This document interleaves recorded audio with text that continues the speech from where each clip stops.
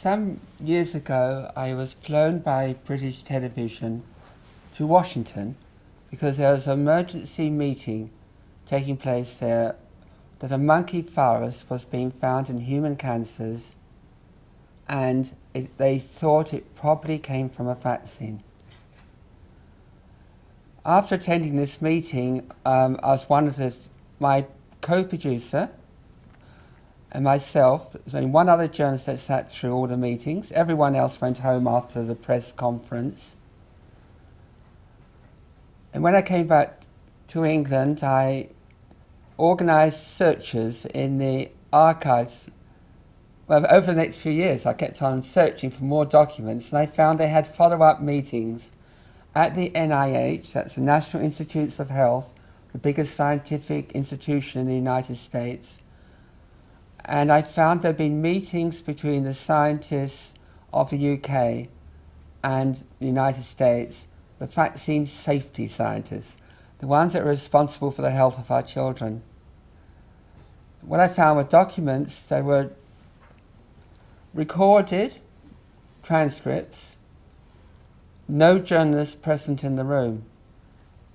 They then filed away with no note on what they're about. So you have to read through lots of documents. But this is what I found. I found descriptions of how they made the vaccines. The measles virus, just the same as the mumps virus, same as the yellow fever virus, is grown on the embryos of birds. We basically get fertilized eggs, wait till there's an embryo, kill the embryos, mash them up, and put them in what they call an incubator. They then wait 2 or 3 days, and they add some previous culture, similar culture to it, and then they pipe off the fluid from underneath the cell culture to be made into the vaccine. They filter out everything bigger than a virus. They filter out bacteria.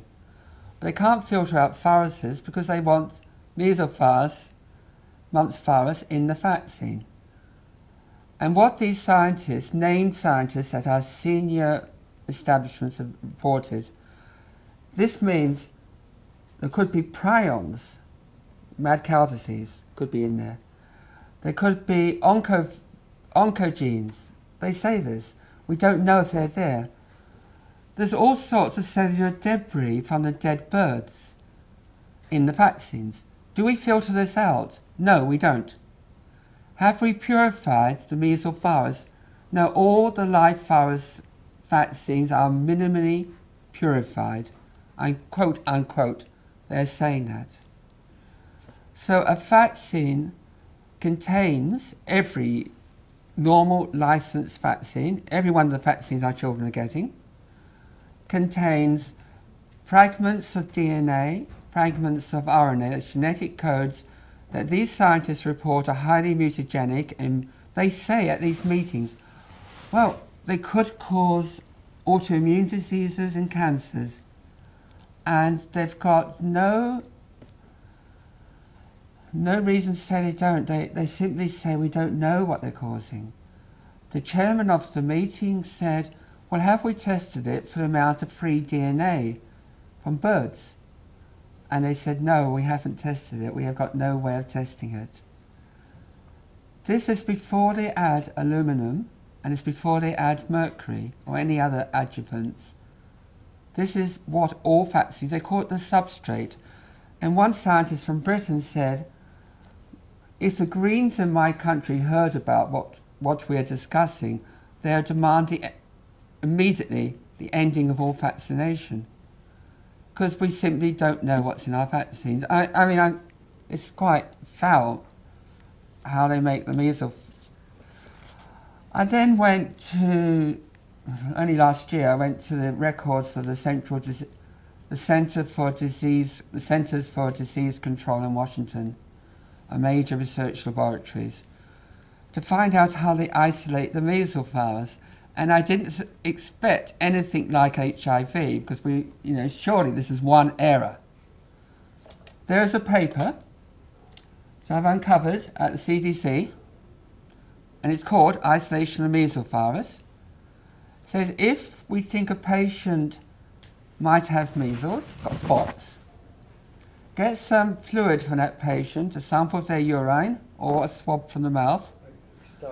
Start from when the measles have spots. You rub your I'm sorry. Sorry. Start from where, sorry? From the spots.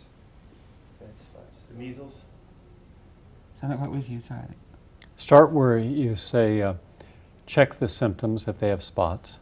Check the symptoms of the patient. If these patients have got spots, if it looks like they might have measles, but you want to prove they got the measles virus in them and isolate that measles virus, what you do is you take some fluid from the patient and put it in the fridge. This could be some urine, it could be a swab from the mouth with some saliva. So that's what you've got to test. But all viruses are produced by cells. So the next thing you've got to do is get a marmoset monkey. If anyone's been to the zoo and seen the marmoset monkeys, they're the ones that are extremely lively and got long tails. Kill it, take its cells, and put the cells in the cell culture, because they're 10,000 times more responsive to measles than our human cells. That's what it says. But the cell culture isn't ready yet to grow measles virus. The next thing to do is to make the monkey cells cancerous by, say, exposing them to radiation. You immortalize them, as it's called. Still not ready. Next thing is you give those monkey cells Epstein-Barr syndrome, which is a horrific disease. You're still not ready. Next thing, you add a toxin to the cell culture that is so dangerous that the advice is wear rubber gloves. Don't let the human skin touch it. The CDC says at this point your cells are starting to fall off the side of the laboratory vessel. In other words, they're poisoned, they've got cancer and Epstein-Barr syndrome, and they're falling over. They're ill. Give them 2 days to recover and add some nutrients.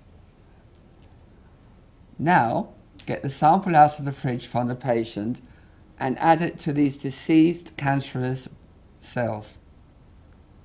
Watch with a microscope for 2 days. If after this time 50% of the cells are distorted, then you have got an isolate of measles virus, and you're instructed to put it in the fridge and keep it, because it could be used as a vaccine. At no point, you will notice, at no point is a measles virus seen. No point is a measles virus proved to cause the illness in the cells. We know they're poisoned. We know they've been given cancer. We know they've been given Epstein-Barr syndrome. That is now ready to be made into a vaccine to put in our kids. This noxious mixture is a basis that can be used for vaccines. This is current today on the CDC website. They've actually, if you dig deep enough, you'll find these instructions for the lab technicians are in place on their website. I'm sorry, it's nearly speechless, because I mean, we've all been hearing about how bad is HIV for the last 3 hours, but this is what they do with our kids. This is how they isolate the measles virus. It gets a little bit worse, I'm afraid, too. The meeting I got the transcripts of was co-chaired by a representative of the World Health Organization, and she reported to the meeting that chicken leukemia virus is in the measles vaccine, and they haven't been able to remove it. It's in the measles vaccine all over the world, not just the United States. It's widely distributed in the vaccine. They've known about it for 10 years. They've never told the public. They talk about the dangers of avian flu virus. Well, chicken avian leukemia virus to me sounds much more dangerous. They inject it into our kids.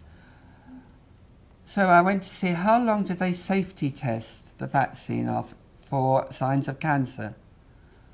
I found out 48 hours. Now we all know cancers take years to develop. Why can't they test for longer than 48 hours? It's said because their cell cultures don't stay alive longer. So these cells that from the monkeys that have been poisoned, given cancer, die within 2 days. So they can't test to see what's happening to the chicken leukemia virus. I think this is enough evidence to have measles virus withdrawn now. I'm sorry. I've been horrified by what I found. Don't look at me. Look there. Yeah. Okay, now do some quotes. Excuse me one second.